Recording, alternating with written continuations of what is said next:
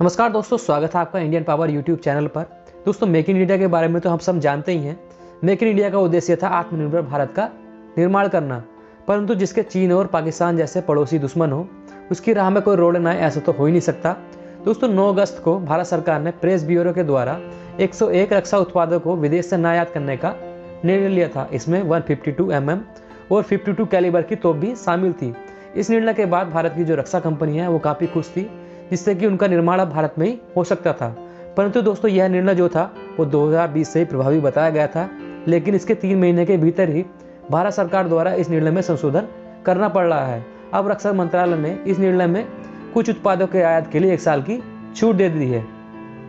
दोस्तों, इस निर्णय से सबसे बड़ा झटका DRDO संस्था को लगा है, क्योंकि वह एक ATAG तोप का निर्माण कर रही थी। ATAG 152 mm और 52 कैलिबर की 7वें जोन की फायर करने वाली तोप है।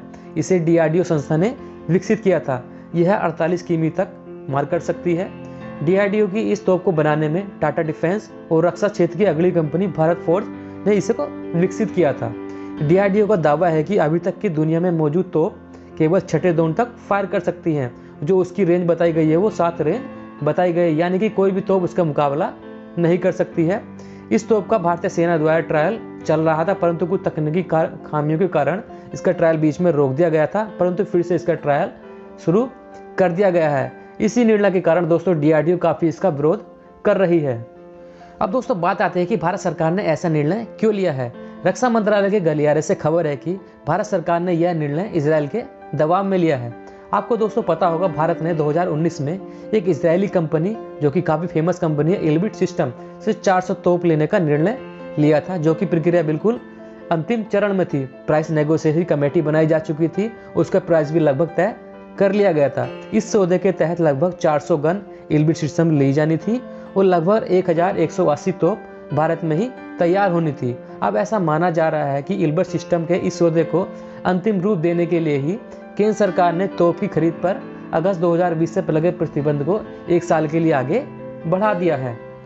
अगर भारत इस प्रतिबंध को 1 साल के लिए आगे नहीं बढ़ाता तो भारत इन तोपों का आयात नहीं कर सकता था, इसलिए भारत को यह निर्णय लेना पड़ा। माना जा रहा है कि मेक इन इंडिया के तहत आत्मनिर्भर भारत को झटका इजराइल के दबाव में ही लगा है, परंतु भारत के पास कोई और रास्ता भी नहीं था, क्योंकि चीन से जारी तनाव इसका एक प्रमुख कारण भी हो सकता है। सैन्य सूत्रों के माने तो लद्दाख में भारत और चीन के बीच अभी भी तनाव की स्थिति बनी हुई है।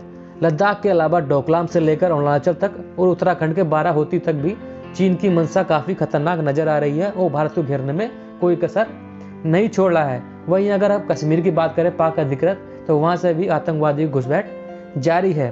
तो सैन्य सूत्र की स्थिति को देखते हुए भारतीय सेना को तोप की काफ़ी आवश्यकता है और पहाड़ी क्षेत्र में तोप सेना का एक प्रमुख हथियार साबित हो सकती है। तो दोस्तों, यही कारण है कि भारत सरकार को इजराइल के दबाव में आना पड़ा और तोपों के लिए भारत को काफ़ी आवश्यकता थी, इसलिए यह निर्णय को लेना पड़ा। तो दोस्तों, हम आशा करते हैं ये वीडियो आपको जरूर पसंद आई होगी। इस वीडियो को लाइक और शेयर करना ना भूलें। अगर आपका अभी भी कोई भी सवाल या सुझाव है, आप मुझे नीचे कमेंट कर सकते हैं और ऐसी इंटरेस्टिंग वीडियो देखते रहने के लिए मेरे चैनल को सब्सक्राइब करना भी ना भूलें। वीडियो देखने के लिए दोस्तों धन्यवाद।